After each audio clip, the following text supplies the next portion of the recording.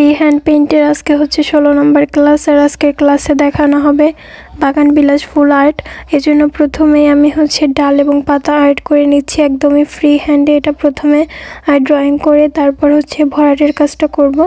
আর এখানে আগে ড্রয়িং করে নেওয়ার একটাই কারণ, যাতে আপনারা দেখে বুঝতে পারেন যে এটা কীভাবে আর্ট করা হয়েছে। ডাল এবং পাতাগুলো আমি ড্রয়িং করতেছি 5 নম্বর তলিটা দিয়ে। আর ডাল এবং পাতার জন্য আমি গাঢ় সবুজ কালারটা ইউজ করব। তো এখানে একদমই ফ্রি হ্যান্ডে আমি প্রথমে আর্ট করে নিতেছি, এরপর হচ্ছে পাতার ভরাটগুলো করে নিব। একটু বলে নেই যে আমি গত 3-4 দিন যাবৎ কোনো ক্লাস দিতে পারি নাই, কারণ খুবই ব্যস্ত ছিলাম। এজন্য হচ্ছে ক্লাসের ভিডিওগুলো রেডি করতে পারি নাই। আমি হচ্ছে ইনস্ট্যান্ট রেডি করে আপলোড করি, আমার আগে থেকে রেডি করা থাকে না। এজন্য হচ্ছে ব্যস্ততার কারণে ক্লাসগুলো দিতে পারি নাই। তো এরপর থেকে আশা করি হচ্ছে রেগুলার দেওয়া হবে। আর এই বাগান বিলাস ক্লাসটা কিন্তু আমি প্রথম ব্যাচেও হচ্ছে শিখিয়েছি আপুদের। এখন অনেকেই হচ্ছে দ্বিতীয় ব্যাচে নতুন অ্যাড হয়েছেন, তারা নাকি ক্লাসের ভিডিওটা পাচ্ছে না, মানে অনেক হচ্ছে নিচে চলে গেছে। এজন্য আবারও রিকোয়েস্ট করতেছে যাতে বাগান বিলাস ক্লাসটা দেই। এজন্য হচ্ছে আমি দ্বিতীয় ব্যাচে আবারও আপনাদেরকে বাগান বিলাস ক্লাসটা দিলাম। তো এখন হচ্ছে বাগান বিলাস ফুলটা আর্ট করার জন্য এখানে আমি ম্যাজেন্টা গোলাপিটা দিয়ে আর্ট করে নিচ্ছি। আপনারা দেখুন যে আমি কিভাবে করে হচ্ছে পাপড়িগুলো দিচ্ছি। এটা একটু মানে ফুটন্ত এরকমভাবে হচ্ছে আর্ট করা হয়েছে। এখানে টোটাল 4টা পাপড়ি অ্যাড করেছি। ফুলটা কিন্তু আগে ড্রয়িং করে তারপর হচ্ছে বরাটের কাজটা করতেছি। এটা দেখে কিন্তু বোঝা যাচ্ছে যে কিভাবে এটা আর্ট করা হয়েছে। তো এখনও পর্যন্ত হচ্ছে ফুলের পাপড়িগুলোতে কোনো ডিটেলস কাজ করা হয়নি, এজন্য হচ্ছে বোঝা যাচ্ছে না যে এই ফুলের পাপড়িগুলো হচ্ছে কোন স্টাইলে দেওয়া হয়েছে বা ফুলটা আসলে কীরকম হবে। এটা যখন পুরো একটা ডিটেলস কাজ করা হবে তখনই কিন্তু এর মানে বোঝা যাবে যে এটা কীরকম বা কীভাবে হচ্ছে ফুটে আছে। তো এরপর হচ্ছে ম্যাজেন্টা গোলাপির মাঝ বরাবর আমি একটু সামান্য পরিমাণে হচ্ছে তুলিতে সাদা কালারটা নিয়ে এটাকে খুব ভালোভাবে মিক্স করে দিচ্ছি ম্যাজেন্টা গোলাপির সাথে।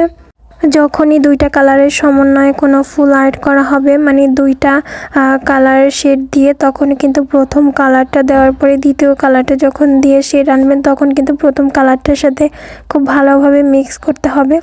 এই যে দেখেন এখানে সাদা কালারটা কিন্তু মানে আর্টিফিশিয়াল লাগতেছে না, মনে হচ্ছে যে পাপড়ির মাঝ অংশটা হচ্ছে একটু মানে হালকা গোলাপি লাগতেছে। এখানে সাদা কালারটা খুব ভালোভাবে মিক্স করে দেওয়া হয়েছে। এই মিক্সিংটা কিন্তু খুব সুন্দরভাবে করতে হবে, একটু সময় নিয়ে করতে হবে। দুইটা শেডের সমন্বয়ে যে ফুলগুলো হবে ওগুলোই কিন্তু খুব ভালোভাবে মিক্স করে দিতে হবে, যাতে একদমই আর্টিফিশিয়াল মনে না হয়। তো এরপরে আমি হচ্ছে 3টা পাপড়ি দিয়ে একটা ফুল আর্ট করেছি। এরপর হচ্ছে আবারও একটা ফুটন্ত বাগান বিলাস আর্ট করতেছি। এখনও কিন্তু ফুলগুলো ডিটেলস কাজ করা হয় না, এই জন্য হচ্ছে একটু এলোমেলো লাগতেছে। যখন ডিটেলিং কাজ করা হবে তখনই কিন্তু ফুলটা দেখতে সুন্দর লাগবে। এক একটা ডিজাইন যখন মানে পুরো কমপ্লিট হয় তখনই কিন্তু এর সৌন্দর্যটা বের হয়। অনেকেই আছেন যে মানে একটু কাজ করার পর মনে করে যে দেখতে ভালো লাগতেছে না বা এরকম কেন হচ্ছে। এটা যখন আপনারা কমপ্লিট করবেন তখন কিন্তু বোঝা যাবে এর পুরো মানে ডিজাইনটা যে কীরকম হয়েছে। তো আমি হচ্ছে এই দুইটা ফুলেও সেমভাবে হচ্ছে সাদা কালারটা দিয়ে খুব ভালোভাবে মিক্স করে দিয়েছি। আর উপরের দিকটাতে হচ্ছে 2টা পাপড়ি একটা পাপড়ি এইভাবে করে দিয়ে ছোট ছোট কলির মতো দিয়ে দিচ্ছি। সেম প্রসেসেও কিন্তু আমি এই ছোট ছোট কলিগুলোর কাজও করে নিব। এরপরে হচ্ছে ডিটেলিংয়ের কাজ করব পাপড়ির। তো এখানে আমি হচ্ছে একটা পাপড়িতে একটু লাল কালারটা দিয়ে একটু মোটা করে একটা লাইনার মতো দিয়েছি, মানে এটা হচ্ছে যে পাতাটা একটু কুকড়িয়ে আছে এটা বোঝা যাচ্ছে। এখানে প্রত্যেকটা পাপড়িকে হাইলাইট করার জন্য আমি এখানে লাল কালারটা দিয়ে রাউন্ড দিয়ে দিচ্ছি।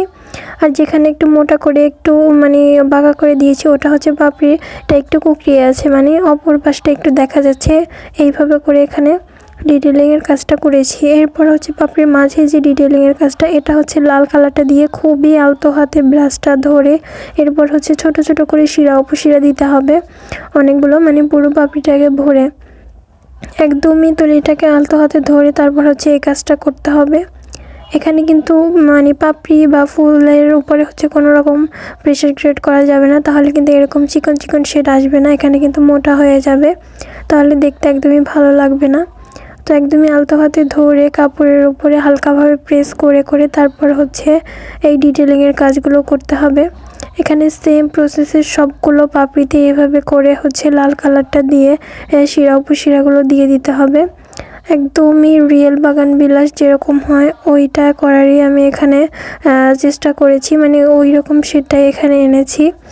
তো এরপর হচ্ছে 3টা পাপড়িযুক্ত যে ফুলটা আছে ওইটাতেও আমি সেমভাবে ডিটেলিংয়ের কাজটা করে নিয়েছি। আর পাপড়িগুলোকে হাইলাইট করার জন্য আমি লাল কালারটা দিয়ে হচ্ছে পুরা পাপড়িটাকে লাইনার করে নিয়েছি। বাগান বিলাস ডিজাইনটা কিন্তু বর্তমানে মনে হচ্ছে একদম ট্রেন্ডিংয়ে আছে, সবাই করতেছে। আর এই ডিজাইনটা দিয়ে শাড়ি বা 3 পিস যেটাই করে না কেন অনেক বেশি সুন্দর লাগে। তো এরপর হচ্ছে আমি নিচের ফুলটাকেও এভাবে হচ্ছে ডিটেলিংয়ের কাজটা করে নিচ্ছি।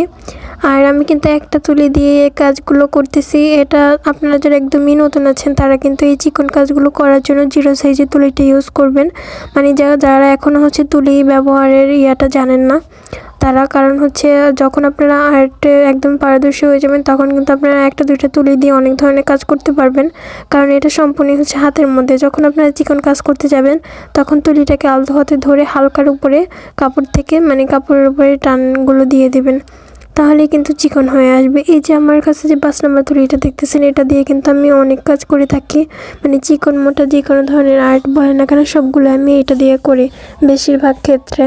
এরপরে হচ্ছে ফুলের মাঝে রেণুগুলো দিয়ে দিচ্ছি। এখানে আমি হলুদ এবং সাদা কালারটা দিয়ে দিচ্ছি, একটু বেশি পরিমাণে দিয়েছি দেখতে যাতে সুন্দর লাগে, যেহেতু ফুলগুলো একটু বেশ বড় বড় এঁকেছি। তো এখানে হলুদ এবং সাদা কালারটা দিয়ে রেণুগুলো দেওয়ার পর অনেক বেশি সুন্দর লাগতেছে ফুলটা।